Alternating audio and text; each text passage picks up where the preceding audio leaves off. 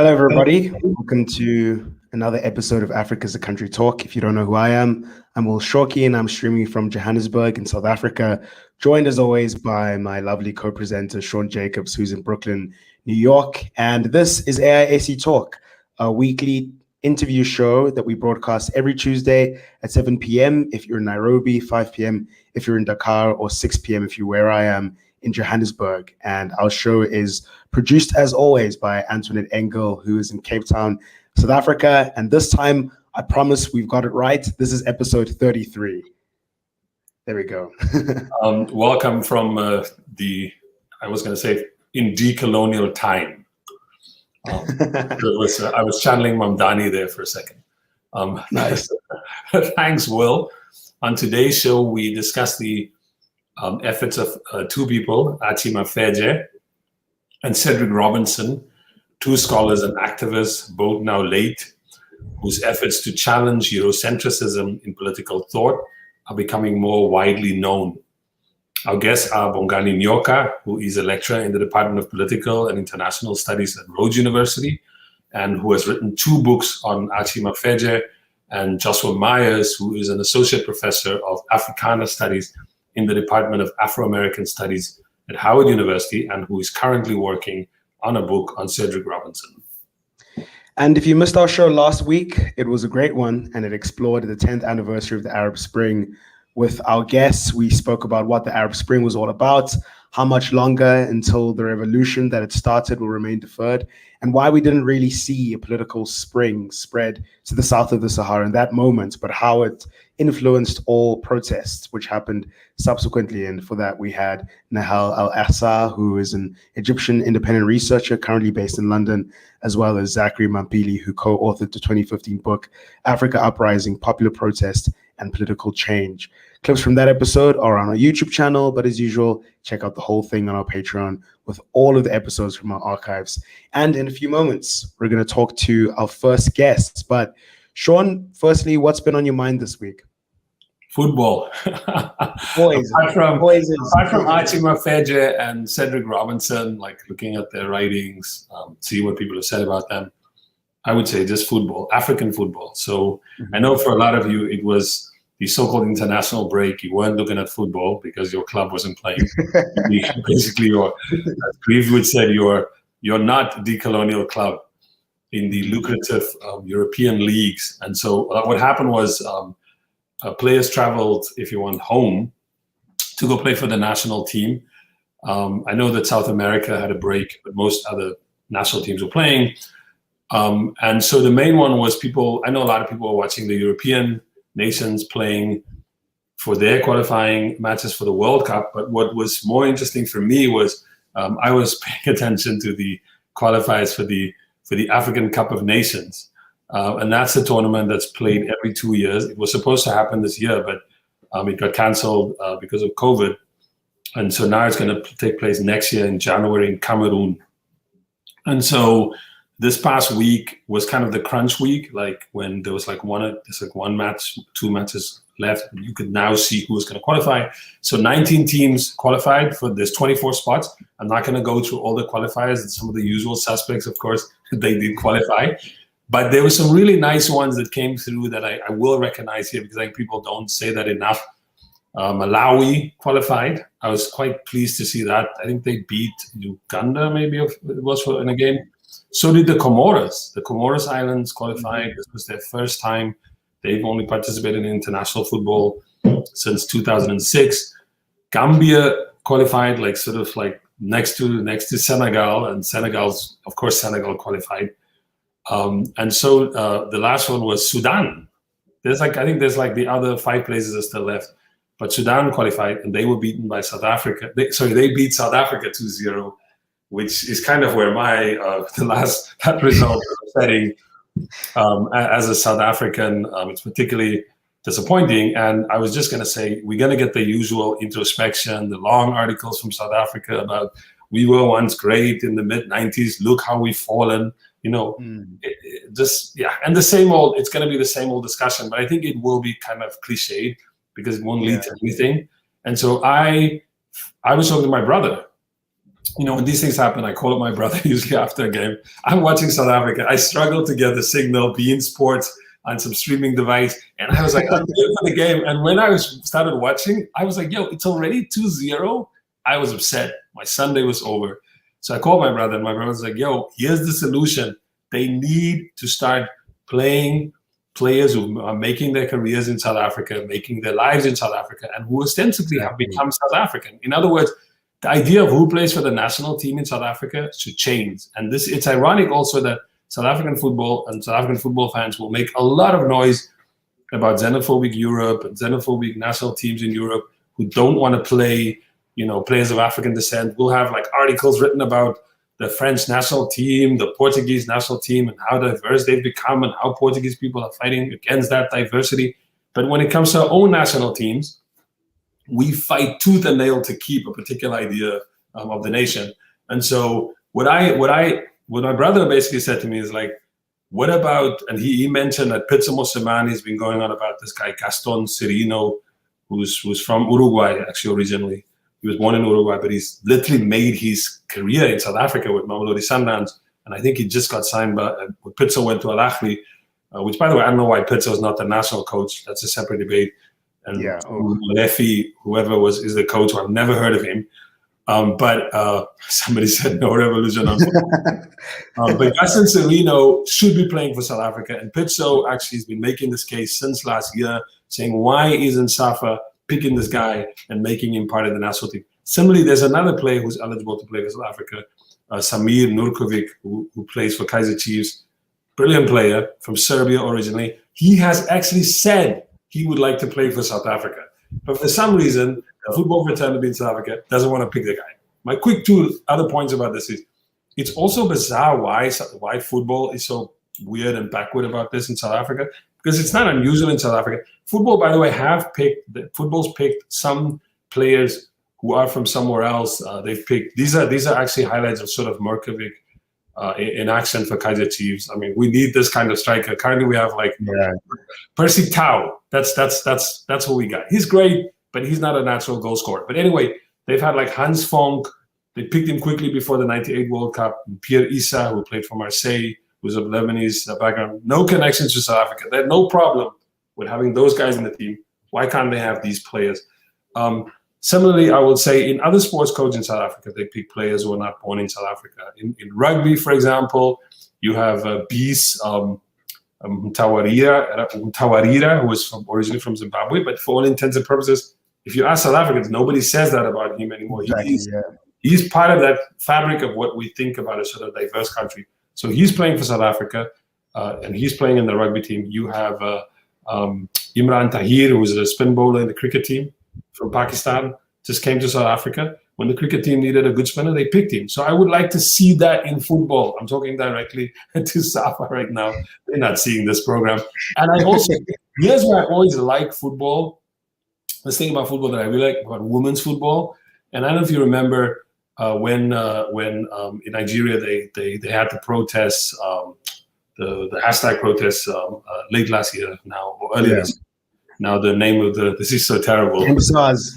SARS. And what was fascinating about this, the first footballer to make a political intervention there plays for the women's team. She plays, I think, for FC Barcelona Feminine. And similarly, it is the women's team in South Africa in football that has actually done this already. One of the stars of the 2019 World Cup team is a player called Ode Fulutudilu, who was born in the DRC and is essentially a product of a child of refugees. Family ended up in Cape Town, and she started a club football in some of the women's clubs in Cape Town. She currently plays in Finland. Before this, I think she played in Spain for Malaga. She played in the national team. So if the women's team, I've always said it, if the women's team is showing the men's team how to do this, the men's national team, then this should be happening in South Africa. And again, the larger point here is really about national identity in South Africa and about who be a South African. It's this idea that only the people, we said this before, who's been a party to the conflict, i.e. whether you came there on a boat, whether you enslaved people, whether you were a slave, whether you were oppressed, you all have the right to the place. But it hasn't extended further than that. So it's a very bounded idea of the nation. And maybe football, which always shows the way, should turn up right now and do the right thing. So we could start winning again. I'm fed up. Will, what's on your mind? I think it's going to be more weight. It's going to carry more weight. Not at all. Not at all. What would be so funny is that once the show ends and we select the clips to put on our YouTube channel, we should title this "A Message to the South African Footballing Association" from Sean Jacobs, and promote it as that so that it can get to the right ears. But yeah, what's been on mind is nothing quite as deep. Actually, I've been thinking about memes, and I'll talk about this real quick, but. As people by now know, there's a big crisis that's ongoing in the Suez Canal in Egypt. And I mean, I don't think I need to give the breakdown of what's happened, but there's this massive container ship called the Ever Given that's blocked the southern entrance to the canal. And it's basically just carrying too much cargo. And the canal, when it was designed in 1869, wasn't built for the passage of ships that big. And there's an article here on the Washington Post by Lale Khalili who explains this big debacle really well. But I think what's been quite funny about this episode is that while there was a Suez crisis that happened during the presidency of Egyptian President Gamal Abdel Nasser in, I think, 1956. And that was like a super intense crisis. He nationalized the canal, and the UK, France, and Israel invaded Egypt, and there was a conflict. And then this happens, and what's actually overshadowed the crisis itself have been the memes that have been produced around the crisis. So the meme format that's doing the rounds is basically you see this massive looming ship, and there's on the banks of the canal there's a small digger that's just basically trying to excavate, and people are just going wild with this meme. This is my favorite one that's on screen now. It's just juxtaposing these two Karl Marx quotes, and it has the one on the Ever Given ship and men making their own history being this little puny, timid digger trying to sort of to break the ship free. So I just thought these memes were absolutely hilarious. And there's a lot to say about memes as an image format and what their circulation means for the spirit of the age, and how it has this incredible ability to communicate complicated points in a very accessible and immediate way, but at the same time it can also make humor but repetitive and routinous. So that's for another day. But these are some really good memes that are doing the rounds, and that's what's been on my mind. This one's good. This one's pretty good. Yeah, just sort of I guess taking a shot at the state of academia, where there's these big problems we have to deal with, and then someone wants to talk about an obscure theorist. But on today's show, we're not talking about obscure theorists. Well, at some point they were obscure, and now they're becoming more widely known, and we think that's a good thing. But before we get to that, remember to hit the like button below and subscribe on our YouTube channel, as well as follow us on Facebook, Instagram, and Twitter. And please subscribe to our Patreon, where you can access all of the show's episodes and help fund Africa as a country in general. So to talk about those theorists that we mentioned, let's bring on our first guest, who is Bongani Nyoka, who is a lecturer in the Department of Political International Studies at Rhodes University, or as some call it, the university currently known as Rhodes. And he's written 2 books on the person we want to talk about today, which is Archie Mafeje. And those 2 books are Archie Mafeje, Voices of Liberation, which came out with HSRC Press in 2019, as well as very recently, The Social and Political Thought of Archie Mafeje, which came out with Wits University Press in 2020. So Bongani, thank you very much for joining us in today's episode. I think a lot of people are very excited to have you on. So maybe a good place to start is for our listeners who don't really know anything about Archie. Who was Archie Mafeje? I think most people know him in a very roundabout way, given what happened with him and the Mafeje affair. But other than that, who was he? Give us a sort of an understanding of his life and who he was as a man. Thanks. Thanks for inviting me, and thanks to your guests for joining us. Yeah, I think Archie, you say he was one of the obscure theorists. Well, he was obscure in certain parts of the world, but I think he was well respected in other parts of the world, particularly here in Africa and some parts of that world, especially in the 60s and 70s, or maybe all the way up to the 1990s. In South Africa, people generally write about Archie Mafeje in at least two ways. The first, you have a cohort of historians and anthropologists who write about Archie Mafeje in a biographical way. That is to say, they're interested in his experiences, particularly the 1968 affair that you've mentioned at UCT. And then these are mainly white anthropologists and white historians.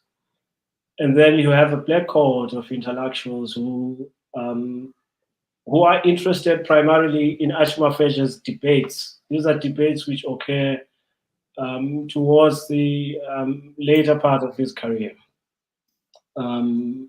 Issues around Africanity and Afrocentricity. And I think they are seduced primarily by his polemical style. But my own interest is in Archie Mafeje's work, the theoretical aspects of his work. So Archie was born in March 1936 in Englobo, in the Eastern Cape here in South Africa. He studied at Ngabaga Secondary School, which was also in Englobo. And this was important in a variety of ways, because there he met one of the leaders of the unity movement, Nathaniel Chucha Onono. He spends 2 years there at Ngabaga Secondary School, and then he proceeds to Hilltown College, which was one of the prestigious schools for Black people in South Africa at the time. And this was around 1954. There he meets another leader of the unity movement, Livingstone Coetzee. And during this time, he's introduced not only to Marxism, but also to political struggles in South Africa. From there, he moves to the University of Fort Hare. He spends only one semester there, which was in 1955. And his studies were cut short by student protests. He returned the following year, but he couldn't stay for one reason or another, and this was 1956.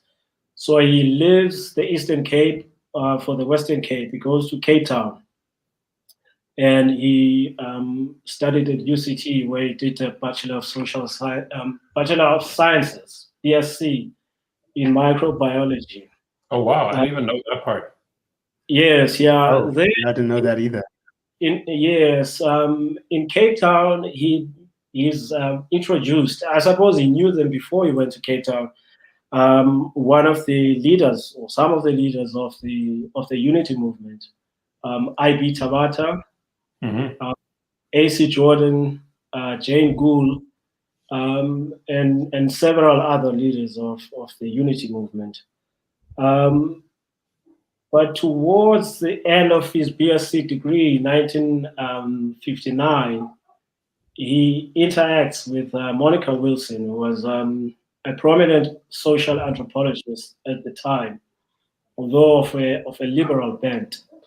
And he is employed by her as a research assistant, and they work towards producing this book, which was his very first book. It's Langa, a study of social groups in an African township. So Langa is one of the townships in Cape Town, South Africa. I think the very first one, if I'm not mistaken. So having worked with Monica Wilson, he abandons the BSc degree. I think part of the reason is because he wasn't doing well there, and he had lost interest, I think.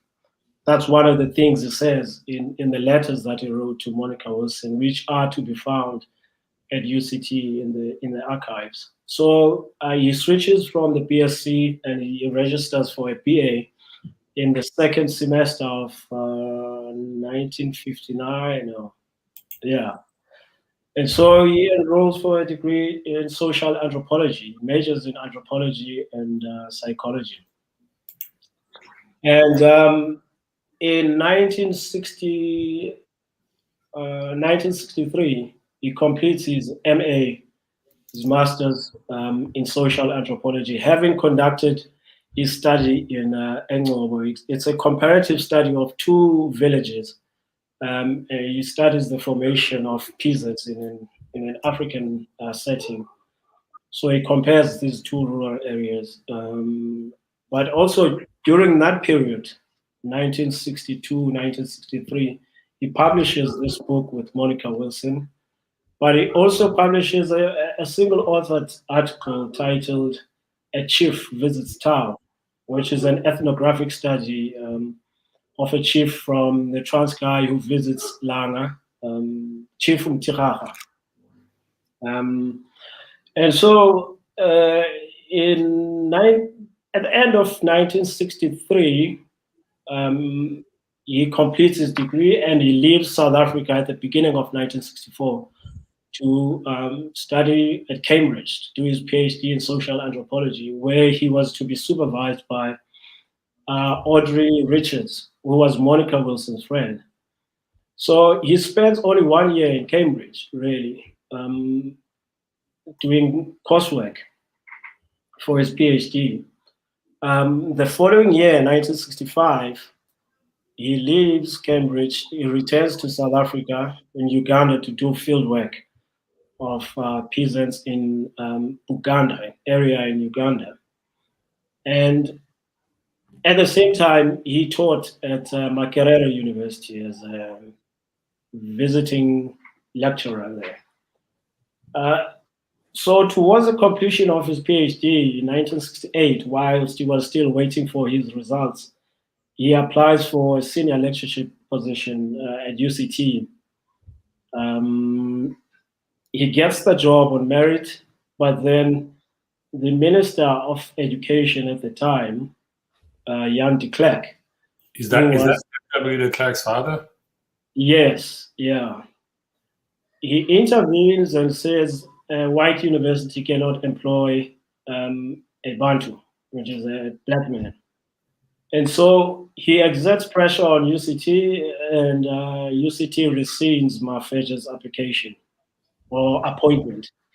And so he doesn't return to South Africa. But also it's important to note that the fact that he didn't return to South Africa in 1968 is not based purely on the fact that he didn't get the job, but also because the apartheid state was looking for him. He had been arrested in 1963 when he was completing his MA for organizing a protest in Flagstaff, which is a village or a rural town in the Eastern Cape.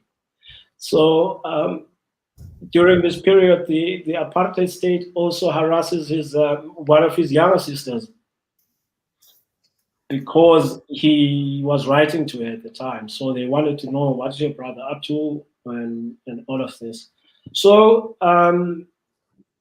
he, in the late 60s, gets a job at the University of Dar es Salaam, where he meets some of the most interesting and radical social scientists who aren't just African, but also from other parts of the world, all of whom are based at the University of Dar es Salaam. And there, I mean, the interesting thing about Archie Mafeje, although he was a member of the Unity movement, which was by and large, a Marxist organization. His academic work, which was published in the 1960s, was of a liberal and functionalist bent. He had been co-authoring articles with Monica Wilson. And one of the things he says, for example, when Monica sends him a draft of the manuscript, he says, "I like this book because it is purely scientific and it has nothing to do with race." Obviously, I mean, that was nonsense because it's a book about Langa Township. It's a study of Black people in South Africa, so it has everything to do with race. But during his time at Cambridge, he came to believe that this idea that you can separate your intellectual ideas from your political ideas was misguided because it was part of the old positivist idea that knowledge was neutral and value-free. So he falls out with his PhD supervisor, Audrey Richards. He writes letters to her, they fight, and whenever Richards writes to Monica Wilson about anything, they could be writing about recipes. There will be one paragraph in those letters where she takes time to diss Archie Mafeje, you know, say, "This guy will never be a good academic. He's charming, he's funny, but he'll probably be a good administrator, maybe a vice chancellor or a dean." Obviously, she was wrong about this. But anyway, although Archie's earlier work, I mean, his work of the 1960s was of a liberal functionalist bent, it's when he spends time in Dar es Salaam that he's able to unify or marry his intellectual and political ideas. So that some of the letters that he wrote to Monica Wilson, for example, there was a change of consciousness, I think, within a space of 12 months. He writes a letter to her and he says, "Your friends are crazy because they want to start an interdisciplinary program. This is going to lead to a situation where we have students who are not methodologically grounded in any one discipline." 4 months later, he says, I was appointed professor and I wanted to start an interdisciplinary program. And then I fought with the dean and he stopped this whole thing. I think 6 months after that, he says, "I now believe in non-disciplinary social science, not just inter, but non-disciplinary." And he is shaped by some of the debates which were taking place at Dar es Salaam at the time. And he publishes in 1968 a very important article entitled "The Problem of Anthropology in Historical Perspective, an Inquiry into the Growth of the Social Sciences." So whilst radical social scientists at the time were obsessed with the discipline of anthropology as being handmaiden of colonialism, Mafeje's intervention was this: the problem of anthropology is not purely ideological, it is also epistemological. And therefore, our concerns should not be purely based on its role in colonial administration, but also its theoretical lenses. And he says the biggest crime of the discipline of anthropology is functionalism, positivism, and alterity. That is, ab initio, from the beginning, it's the study of the other. You see, so that his argument is that all the social sciences are not just Eurocentric, but they are also imperialist. The difference with anthropology is that it was in the third world what other social sciences were in Europe. And so his alternative was this non-disciplinary social science, because he says you can. No, I was just going to say, yeah, which is also like probably then how he, if he's coming up with kind of a new way to do social science, which is the other part of the, I mean, we have a lot to cover on his life, but one of the things I'm sort of curious about is that also the moment where he then begins to write differently about land and agrarian reform? Is that when that starts happening? So his PhD was actually based on land and agrarian issues in Uganda. Right. But I can't access his PhD thesis. I requested it from Cambridge, and they couldn't send it to me for whatever reason. I have a feeling that even though his thinking was shifting somewhat from writing from this liberal functionalist perspective, but he was also making or trying to unify this intellectual pursuits with these political Marxist pursuits. So that what's interesting about his PhD thesis, he does not convert it into a book until the mid-80s. And so it was only published in 1991 as this book, The Theory and Ethnography of African Social Formations. But suffice it to say, he had been writing about land and agrarian issues since he was a student in the 1960s.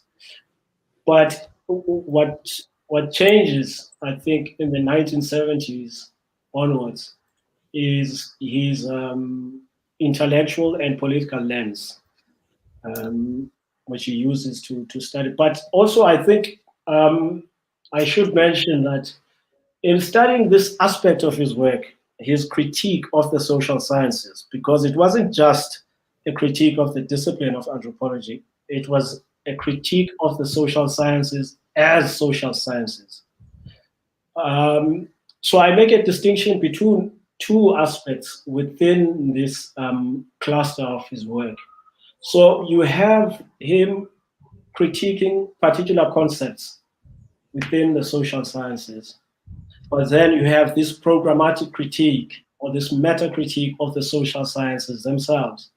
So the article, for example, which I forgot to mention, the ideology of tribalism, which was published in 1971. This is where he established a radical break with these liberal functionalist ideas with this article.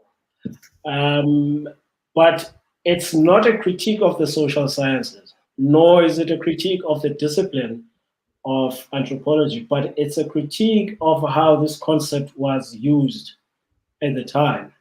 So that, for example, he says it was used to explain conflicts in Africa by Eurocentric social scientists. It was also used by colonial administrators. And then it was also used by African leaders themselves for their own political ends. But fourthly, to the extent that ordinary Africans come to believe that there are differences amongst them based on these tribal and ethnic divisions, it's a case of false consciousness. So a lot of people say he rejected the concept or the entity of tribe. He does not. He actually believes that there was at some point in African history things called self-contained political and economic units, which were called tribes. But then by the time colonialism disrupted the African continent, we no longer had tribes because of various disruptions. And so he says, to that extent, the concept of tribalism or tribe in the African continent is outdated and anachronistic. So in any case, To ask a question related to this, which is, he has this thoroughgoing critique of social sciences as a discipline, and it's rooted in a critique of epistemology and how knowledge is produced and whom is producing it and to what ends. What program for reform did he propose? So he has these ideas of Africanacity, Africanization, indigenization. What did that entail for him? Okay, yes, that's important. I mean, you see, the thing about Archie, and one of the things that attracts me to his work is that his critique was not purely negative. I mean, it wasn't just saying, you know, let's do away with this. So he says we can negate anthropology from the social sciences, but we will still have the problem of Eurocentrism and imperialism in other social sciences. Therefore, the alternative, he says, is a non-disciplinary social science. And so what would this look like, this non-disciplinary social science? He says his substitute concept for it, because his critics were saying to him, listen, you can do away with disciplines within the social sciences, but whatever it is that you come up with will still be a social science. He admits that, yes, it will still be a social science, but it is a social science of a different kind. He assigns a particular label, which is quite peculiar in the sense that it is used by anthropologists and other social scientists. He says it's ethnography. This is the substitute concept for him. He calls it African ethnography. But what is this African ethnography? It's inductive in nature in that it doesn't use theory or employ theory to understand this or the other society. What it does instead is to build theory based on the concrete realities of the African social formations. And so this inductive approach to the social sciences of his, this ethnography, when he talks about ethnography, he's not talking about a research method or a technique in the social sciences. Instead, he uses it as a substitute concept for the social sciences as we know them.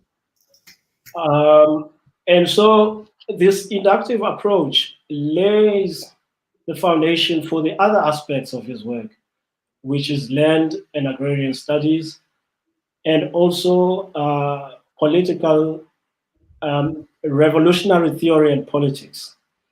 He also started writing. There was a debate amongst African scholars, especially those who were affiliated to Codestria, the institution, which is based in Dakar. It was a debate around the supposed link or connection between democracy and development.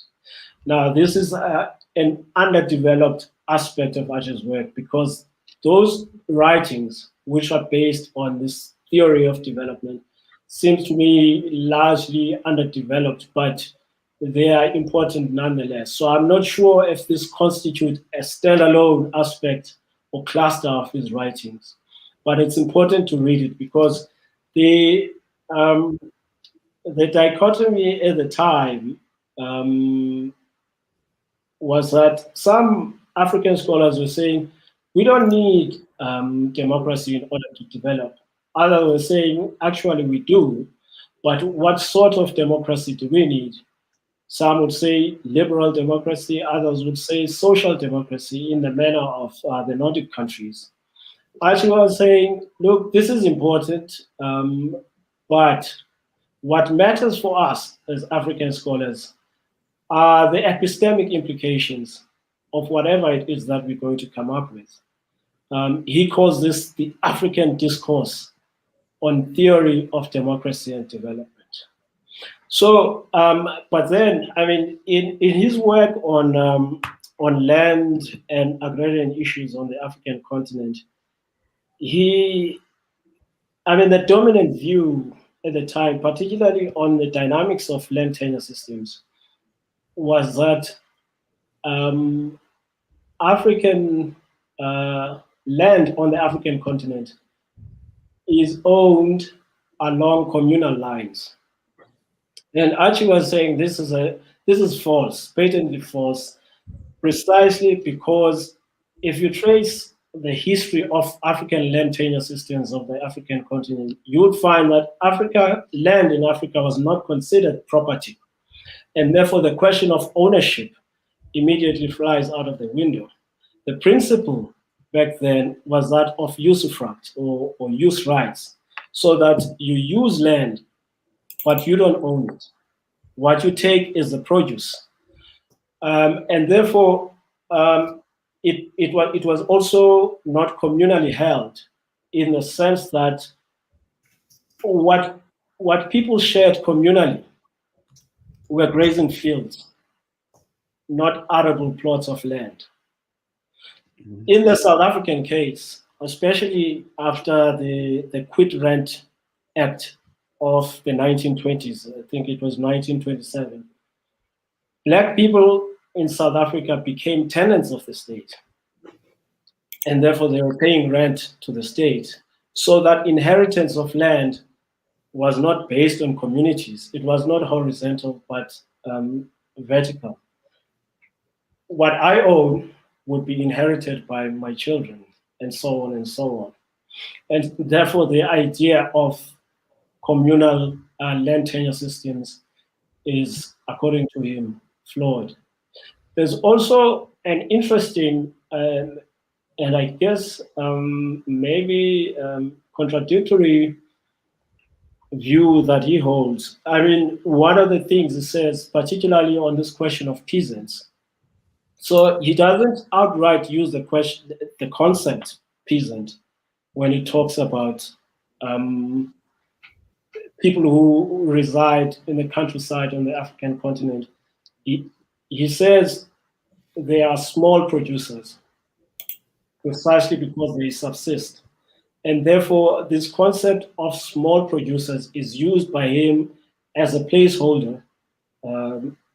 So we must study first whether there are peasants on the African continent. Now, he uses the concept in the classical Leninist sense, in that he refers to peasants as petty landholders.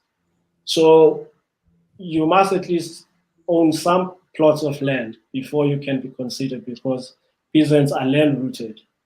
Now, in the case of the African continent, do people own land or do they not? To the extent that they don't own land, but merely reside in the countryside, they are not peasants, because they are not landholders. They are small producers, he says. But then at the same time, this is theoretically or intellectually or maybe even conceptually important, because it flies in the face of some of the things he says.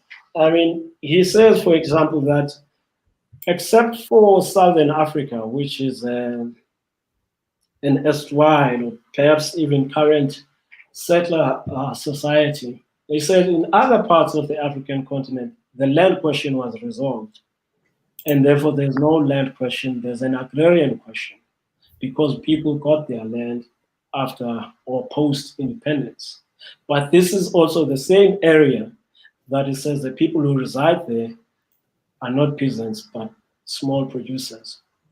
So these are some of the interesting things that he says in this aspect of his work. So the most important thing, I guess, I mean, if we go back to his aspect, the aspect of his work that focuses on the critique of the social sciences is that we must learn from the African societies themselves rather than importing theory in order to understand them.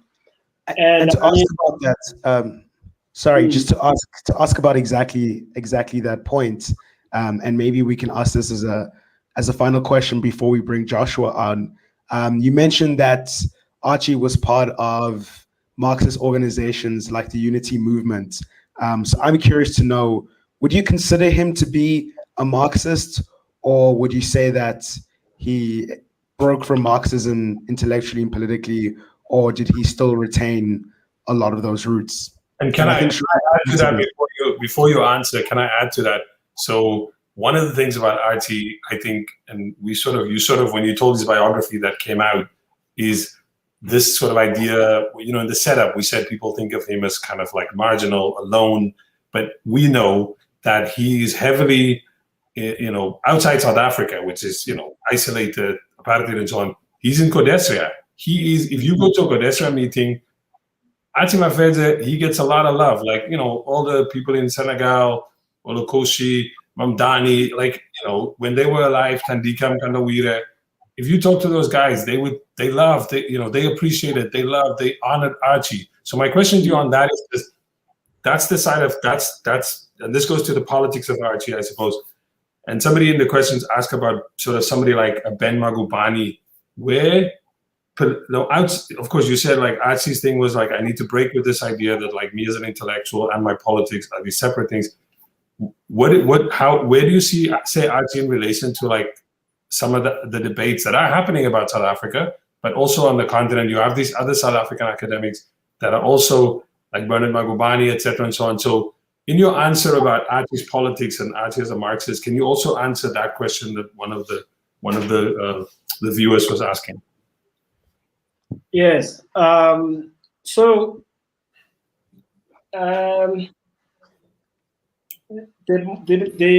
most important thing about Archie is that, and I just last week I presented a paper here in my department in which I compare and contrast Archie and Samir Amin.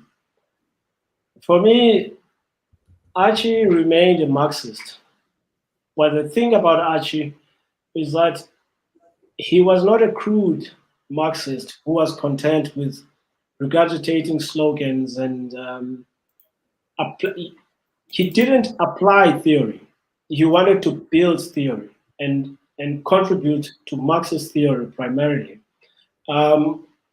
So why he admired, for example, people like Lenin and Mao Zedong as theorists, precisely because they brought to bear the concrete realities of their respective countries to bear on Marxist theory.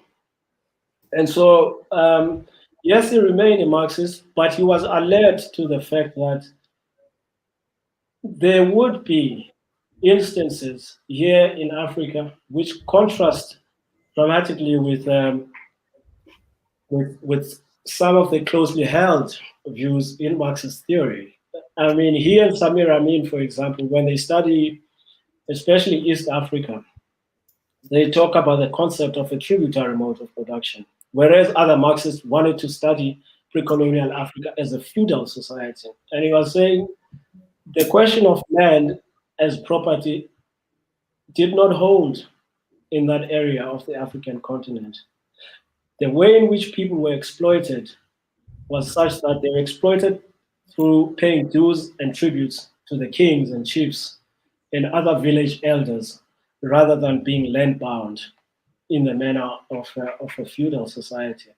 And so I think the difference between Archie and Bernard Magubane, who's another intellectual hero of mine, is that I mean, without being unfair on Ben, but if you take their collection of essays, especially on revolutionary theory and South African struggles.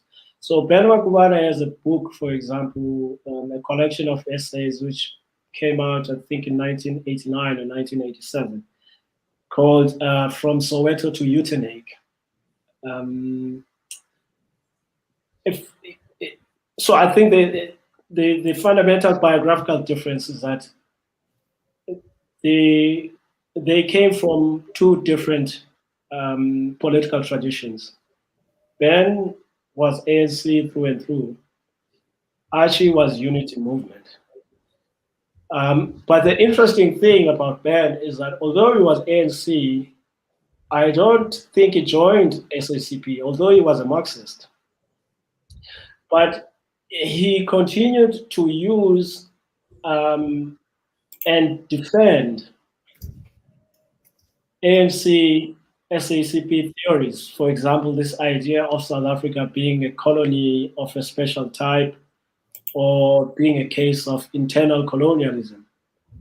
Mafeje argued that this deviates from class analysis, partly because the idea of colonialism is externally imposed, rather than being the idea of it being internal is a self-contradiction.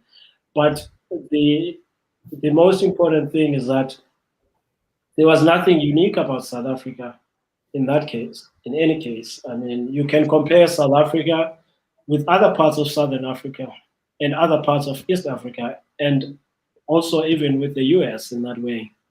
And so he referred to South Africa, and I think this is close to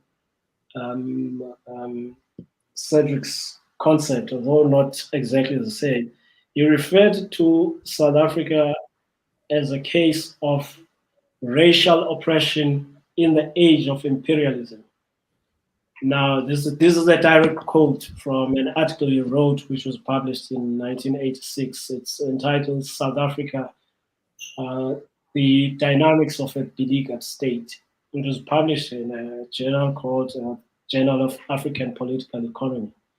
And so, although he and Makubane came from different political traditions, Archie, in his collection of essays, which is entitled "In Search of an Alternative," he was quite critical of the unity movement.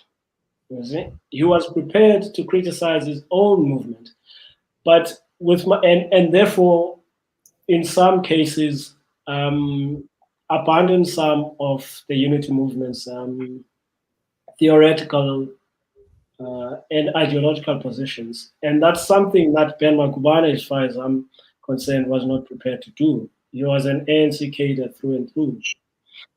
And so I think, for me, the lesson to be learned, I think, from Mafeje, especially in his political work, he was faithful to ideas, ideology, and principle rather than institutions and organizations. And he was prepared to be a lone ranger in that way. I think we can, I mean, this is the thing about, say, taking somebody like Archie Mafeje. We could have you here for 2 hours, and we have a million more questions that we could ask you. If you want to stick around, I think we'll go over by about 30 minutes.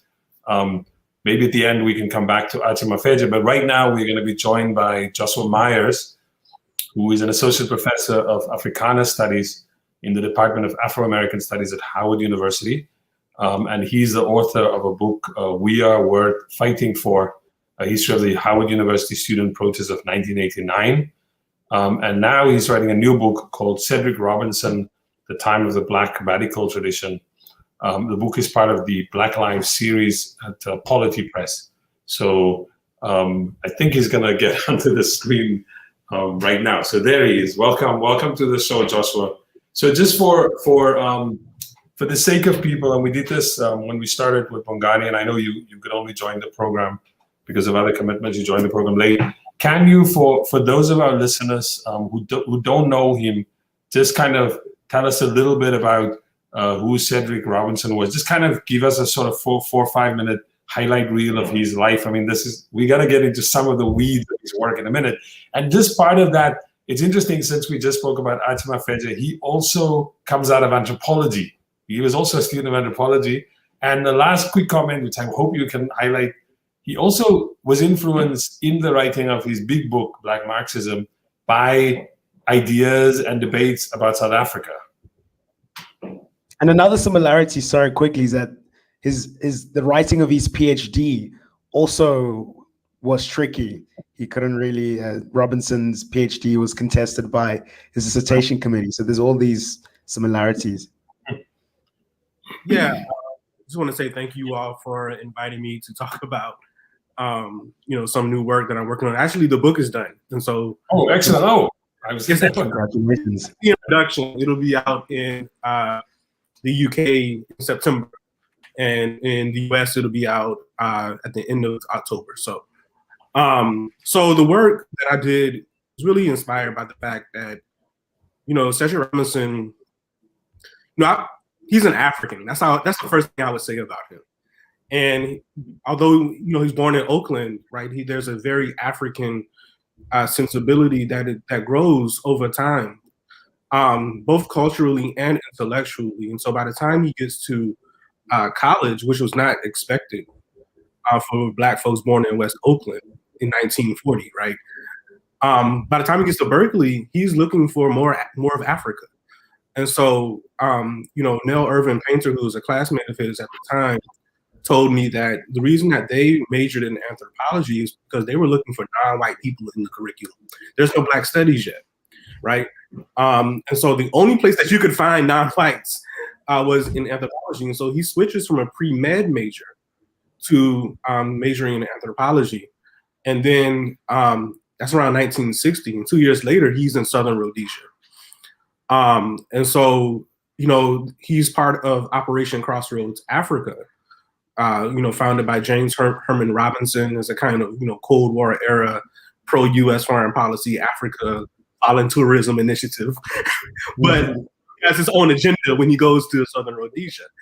And he starts to hang around, the folk who are organizing as part of the Zimbabwe African People's Union. And that ruffles the feathers of the white settlers, because here you have supposedly these Americans who are supporting, white liberal interests, and they are going around and messing with the African nationalists.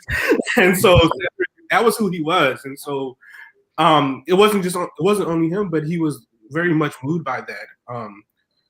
He meets Reverend Ndabagini Sitole. He meets Joshua Nkomo. He meets Jomo Kenyatta when they go to Kenya. Like, he secretly tapes the rally of ZAPU and actually KANU, because they went through Kenya as they were getting to Southern Rhodesia. So there's a picture of him, with Jomo Kenyatta on Kenyatta's farmland, during that time. And so Africa was extremely important because he's also organizing with the roots of the Afro-American Association, which is the Black nationalist formation out in the area, which exists largely because of the independence struggle on the continent, connecting that to the revolutionary struggles in the diaspora, including Cuba, and so on and so forth. And so Africa is actually central. And Sharpeville happens when he's in undergraduate. Lumumba is assassinated when he's an undergraduate, and that is shaping his approach to activism. He comes in contact with Robert F. Williams and Malcolm X during his period of undergraduate work. And so all of that is really, central to who he becomes, and Africa sits at the center of it. And so by the time he gets to graduate school, he studies the Ilatanga peoples of Southern Rhodesia, which is now, actually what is now really Zambia. It's really shaky because and he talks about this, is that they didn't create what we know as a state. And so he uses the Ilatanga as an example in his dissertation of a group of people who don't create society around questions of the political. And that becomes his entree into a kind of a Black studies approach to knowledge, because ultimately for him, the disciplines created models of existence and categories of life that didn't map onto how African people actually live, which was now an opening for Black studies to do something differently. And so he takes that to world systems theory in its formation when he goes to Binghamton as a professor. And ultimately, a lot of what he proposes to world systems theory is never adopted, or it's adopted much later after he's gone, which has to do with not only the role of Africa, but the role of African people in opposing the world system. And that is the basis of what he does in Black Marxism. And the one thing I'll say about Black Marxism, probably more than one thing, but one thing I want to emphasize about Black Marxism is one of the critiques is that whereas Africa, right? And Africa is there, right? There's a small section called Africa Revolt at the Source, But that was going to actually, he planned for that to be the preface to an entire second volume on Africa alone. And so the idea, the theories of Black Marxism, or the content of Black Marxism, absolutely applied to the continental African situation. The only problem was that that volume never appeared, and so it gets framed as if Black Marxism is not about Africa. But that volume would have been, and I've seen some of the outline for it, it would have been centered around the ideas of another important African revolutionary, Amilcar Cabral, who for Robinson was one of the most important components, personas of Black radical intelligentsia. And he's doing all that. Sorry, I just wanted to ask, what did he mean by that term? Because you mentioned now Cabral is belonging to Black radical intelligentsia. Robinson proposes the idea of a Black radical tradition. What did he mean by that? So the tradition and the intelligentsia are not the same. The tradition is the actual resistance activities of African people to this system, right? And that didn't require intellectuals for it to exist. The intellectuals were required in order to sort of elevate it into a theory for people who may need words to translate those actions, right? Or need words to inspire those actions. And so the intelligentsia, Robinson argues, had to discover the larger tradition. And in many ways, they discover it after finding the absences or the critical silences within other radical traditions of this idea of Black resistance, right? And so Cabral is interesting in that sense because Cabral, revises Marx to sort of meet the requirements of the revolution that he was actually involved in Guinea-Bissau. And in revising Marxism, of course, that enables the cultures of resistance that, enlivened the lives of the peasantry, the seed of opposition that sort of guided how they, viewed the world around them and colonialism as a force in that world around them, to come up with an authentic theory of revolution, right? And so, Robinson writes about Cabral in two places, in Radical America, which was, who is it? I think it was, the name's escaping me now. Herbert Gutman, I think, is involved in that publication. But that is his extended treatment of Africa. But what I was going to say is he's also organizing, right? He's a part of the anti-apartheid struggle, not only engaging it in England around the whole concept of racial capitalism, but also when he comes back to Santa Barbara. And so there are Black people in California, right, that are organizing around anti-apartheid in the late 1970s, early 1980s, and he's involved in that work. And he ends up in 1999 at the University of the Wits at a conference on the Truth and Reconciliation Commission. And so, there's so many ties that we can draw. And in fact, there's actually, I think, enough for a book, literally enough for a book on Cedric Robinson and Africa, Cedric Robinson as an Africanist even, right? And so that's very much connected to this whole conversation. Now, about the South African connection and racial capitalism, I'm not totally sure about that because there's really no archival trace, right, of this in Robinson's private archive. So I can only speculate about what that I can only speculate about what the connection was. He, of course, knew these folks, right? There's a very real, because they're in the same circles in London, right? But in terms of the inspiration for the term, the inspiration for the concept, it's interesting. Robinson, the chapter that he writes that uses the title "Racial Capitalism and Black Marxism" is already written by the time he gets to London. So the concept that he's sort of outlining, it's already in place because of his previous relationships with radicals in the Detroit circles, Ann Arbor, that vortex, his engagement with people like C.L.R. James and others in that portion of his life.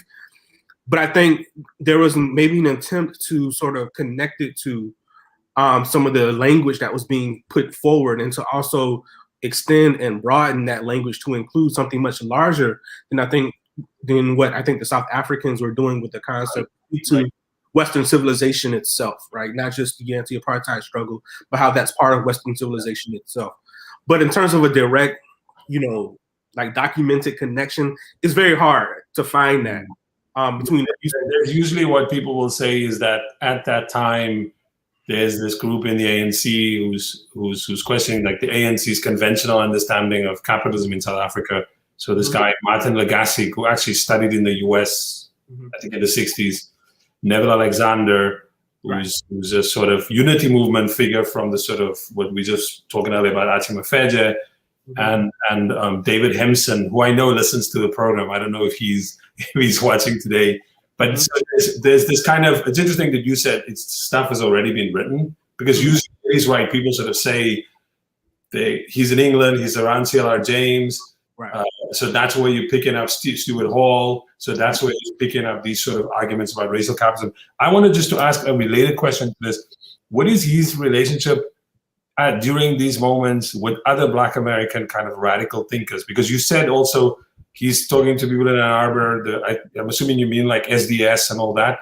But can you say like, what is his relationship? Before you answer that, where does he like sort of fall, say, with other people who are also thinking, writing at this time, and even later into the 80s, like, somebody like, I don't know, Manning Marable or Harold Cruz or Adolph Reed or like Gerald Horne or Angela Davis? Like, where does he fit next to those people? And that was a crazy group, but I'm just thinking, you think Black American radicals who are doing, what you say, this kind of like thinking world systems, thinking like, making the connections. Like, how does he relate to all those people, for example?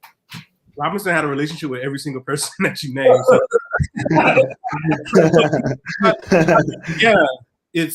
So. It goes back to the early 60s, though.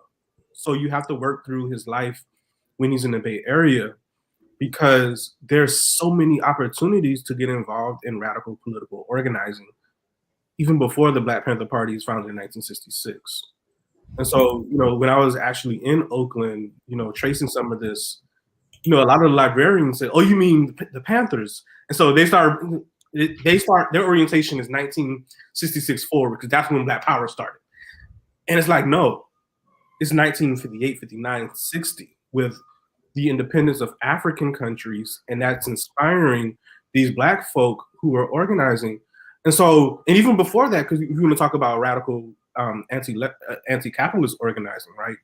And so early on in Cedric's journey, after he comes from Africa, and so he's already met Kenyatta, he's already met Nkomo and these folks. Then he meets William Patterson and Louis Thompson Patterson. He meets Matthew and Evelyn Crawford. These are old school anti-capitalist organizers.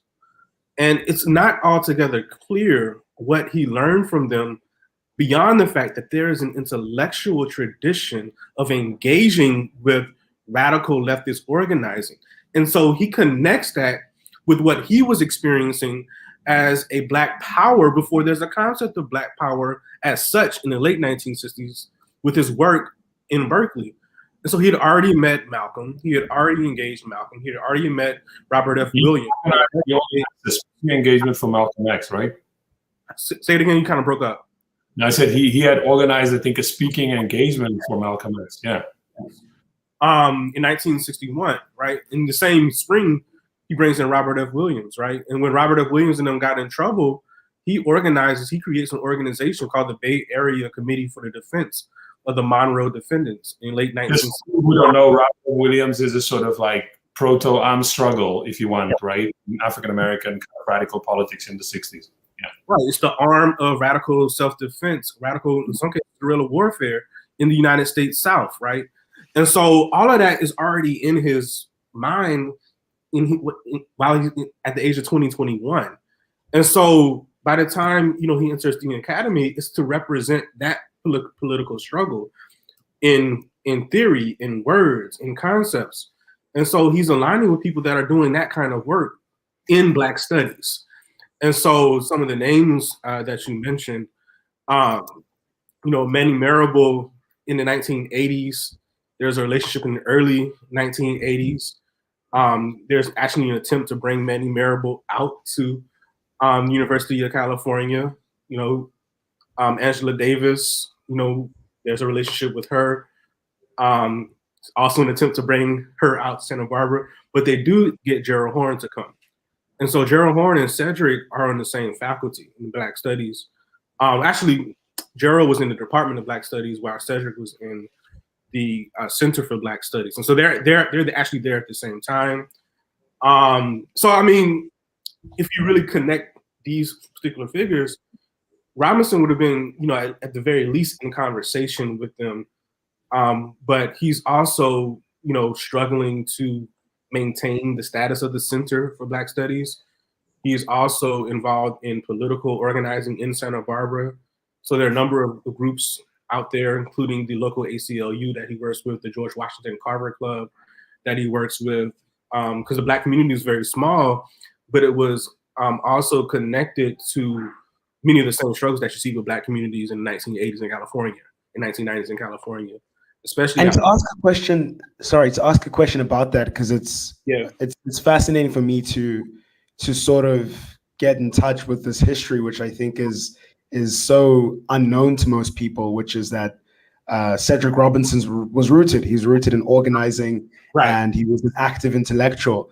So I'm curious to know what his theory of organization was. So in a country like the United States, and this is a debate that persists till today, how does he think Black Americans, for example, should be organized? So should they be organized as the Black community? Should they be organized according to class?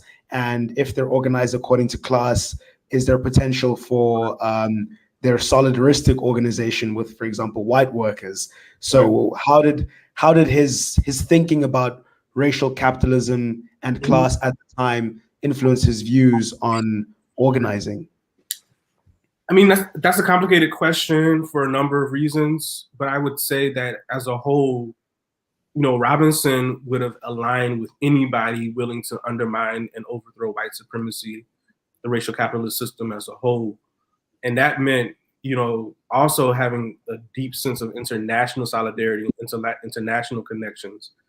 And so one area, one of perhaps his dominant area of organizing was media activism in the late really the 80s and 90s, when they wanted to make the connection between United States imperialism and what was happening in Grenada and Iran and Nicaragua and other parts of the world. They used media to raise awareness in the United States, and particularly in Santa Barbara, about these particular connections that we must have. And the idea was that we must struggle with all oppressed peoples. And for him, that meant a clear recognition of the role that the United States foreign policy plays in really perpetuating these racial and racist colonial systems of control and of power. And I think a lot of that probably comes out of, the influence and arguments really with C.L.R. James, who he actually meets in the early 1970s when he's still in the United States of America, living in Washington, D.C. So also the League of Revolutionary Black Workers, the Detroit piece, is not the SDS, it's actually the League of Revolutionary Black Workers that sort of provides the connection between the Black Studies program and Michigan and radical activism on the ground in Detroit. And the contradictions galore of the League, of course, presents opportunities for clarifying a lot of what you argue, or what you in terms of the question that you've asked around the questions of how you struggle. But I think for Robinson, it was straight up solidarity, period. And anybody that's, struggling against, white supremacy and all of its various manifestations, we have to align with. And he was also very strategic in understanding the nature of that solidarity. It wasn't the kind of solidarity that meant you had to erase who you are. And so he would often talk about how, his Blackness was what gave him the ability to see and to think and to orient himself towards the nature of the beast. And that goes back to his grounding with his grandfather and his aunt, like early life. And so that never leaves him. At the end of Black Marxism, he says we must remain one with that, even as we struggle with other people. He was talking in probably one of his last lectures in 2015. I think this was actually on YouTube, about how it was because someone, instilled in me a sense of pride and understanding of my Blackness that I was able to understand the nature of what police brutality actually represented and how that as an arm of the state, when it is a very particular manifestation and condition of white supremacy that we struggle against as Black people, even as we are people of the world. And the idea is that your Blackness doesn't negate your connection to other people, meaning Blackness is simply a way that the Black radical tradition is a way of creating space and creating the idea that others are a part of this common project of humanity, because it is the Black radical tradition that says we will not sustain the idea that people are property. We will not sustain the idea that land could be held and private and be used as an exploitable product. It's the Black radical tradition that gives us that. And so it's not a position of it's just us. It's a position of here are the ethical Wallace Soyinka says, these are the guides to existence, as opposed to the rule or the way of life. No, this is a guide to how to be. This is a guide to how to exist. And so that always comes to other people. So I wanted to just follow up on that. In your book, so one of the things that is interesting more recently is, of course, Black Lives Matter activists, they're picking up on Cedric Roberts. And if you're on Twitter or on social media, people are sort of quoting him left, right, and center. It's interesting. We're also finding that in struggles elsewhere on the continent, that you have young, new generations of young African activists, intellectuals, and so on, they reading Black Marxism. Mm-hmm. Can you say in your book, do you deal with this kind of like, is this an American, is Cedric's work mostly applicable, say, to the American social condition, or can it work elsewhere? Is that something that you sort of answered a little bit of it already by saying this is not a rule book, it's a guide. So if you're living in Cape Town in South Africa or in southern Zimbabwe or in Nairobi, Cedric can say something to you. Can you say a little bit about that, about why he's making a comeback? It's absolutely Pan-African in orientation. And, in fact, if you're reading it and thinking it's an American text, I think you're misreading the text. That's my personal. So it's diaspora wide, it's Pan-African, it's all of those things, because ultimately the black existence in the modern world is Pan-African, right? And so for him, that chapter 6 in the text, where he goes through starting in 16th century Mexico and coming all the way to 19th century South Africa, and stopping in Jamaica, stopping in Colombia, stopping in Venezuela, stopping in Cuba, stopping in Haiti, stopping in the United States, stopping in Barbados, he continuously is giving a Pan-African theory of Black common revolutionary ideas.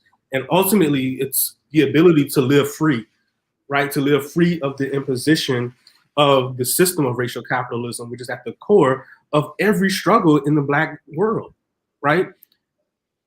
The ideological difference is how you get there, but the desire is something that we have to seize on, right? I talk about this all the time. It's very few of us, right? Very few Black people don't see that. There are very few Black people that don't see the system as a problem, right?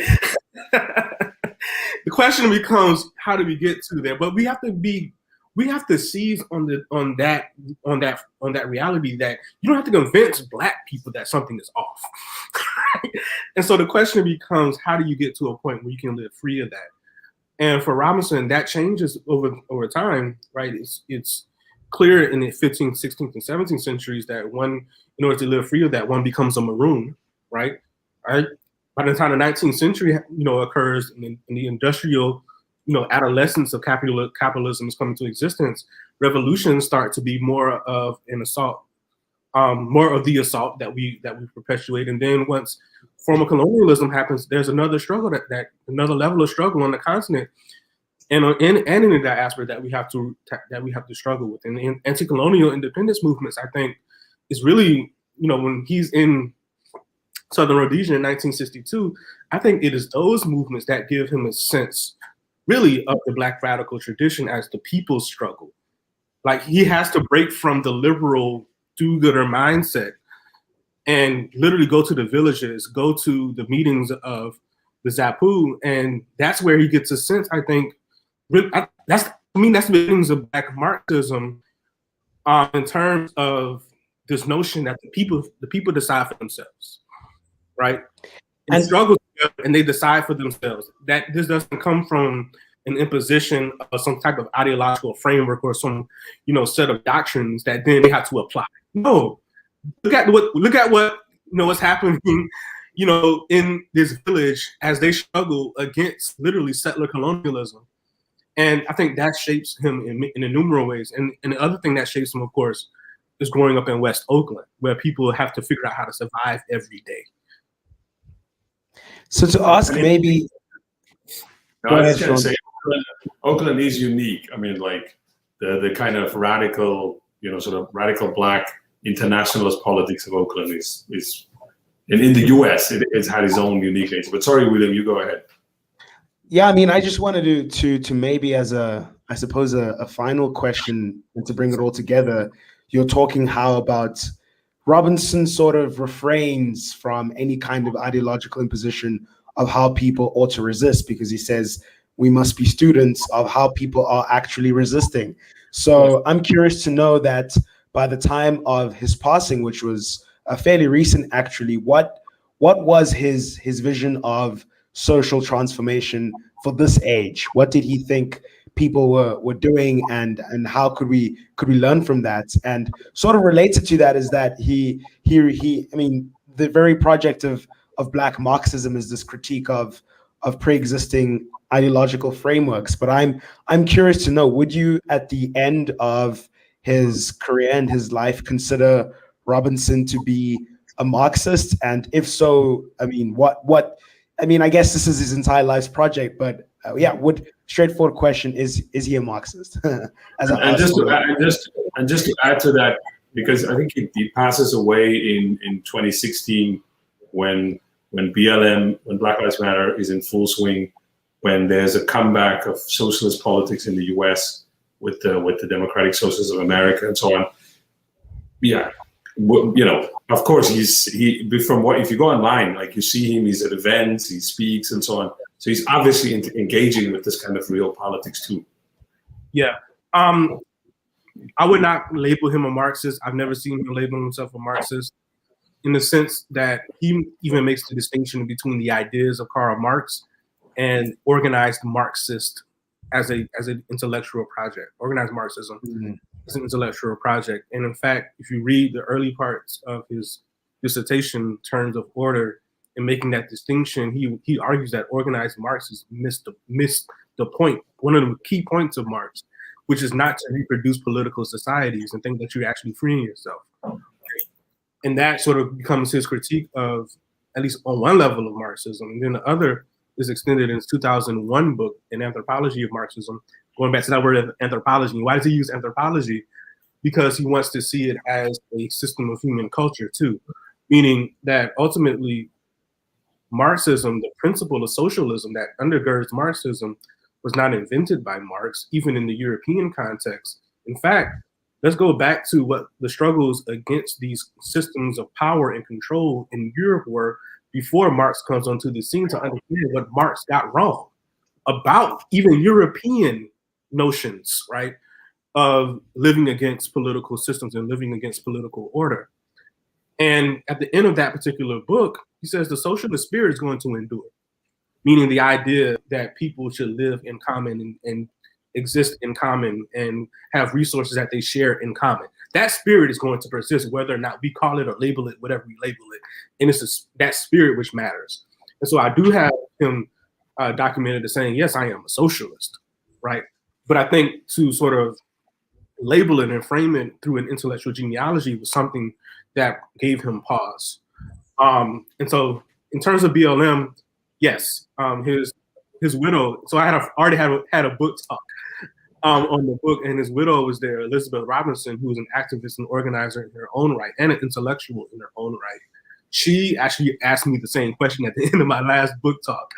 And she says, what would he say about the whole ideas about, race and gender struggle, sexuality struggle, indigenous struggle that's happening right now? It's a difficult question because, as I said earlier, he was against all forms of oppression. But in terms of the actual organizing that's happening right now, there are so many levels and so many different variations and so many assumptions that guide how people move about struggling against these forms of oppression. And there's just so much out there to actually say, well, he would be for this or against this. It's hard to say. But I think he would be very much, one thing he would say, he would be very much listening for the spontaneous revolution. He was always into that. He was always into not being able to predict and not being able to sort of, formulate an answer on pre-existing ideas about what you think should happen. And being aware of being attentive to the spontaneity was something that he would probably say to us right now. I think he would have been gratified by what happened around the world in 2020. Robin Kelly writes about that in the new edition to Black Marxism that came out last month. Connecting his ideas to what happened in 2020 is very important because a lot of that was just spontaneous. Nobody planned that, right? And so the question becomes, what do you do in the wake of it? And I think that's an ongoing question, but intellectuals probably aren't in the position to actually answer that question. It's the people that have to answer it. Well, I think when you said like his relationship with like his grandfather, his mother, being from Oakland, I think when you opened and I was going with my hand like this, I think I read somewhere that when he went to register at Berkeley, he stood in line, the African student, and the registrar administrator said, "Oh, you're coming from an African country. Is your country going to sponsor you?" I think it's a great moment of just sort of this guy's life. It's incredible, and you did a really good job, I think, of kind of establishing him as an African. When you set it up, like this guy, he's at all times he's sort of open. He's open to like learning new ideas, picking up in southern, then southern Rhodesia, picking up in London. Like he just spun Sussex. He's sponging. But I think he must have a core, because I always say to people, as much as as much as you kind of change your mind or you see something coming, even if it looks weird when it comes towards you, you could see its potential.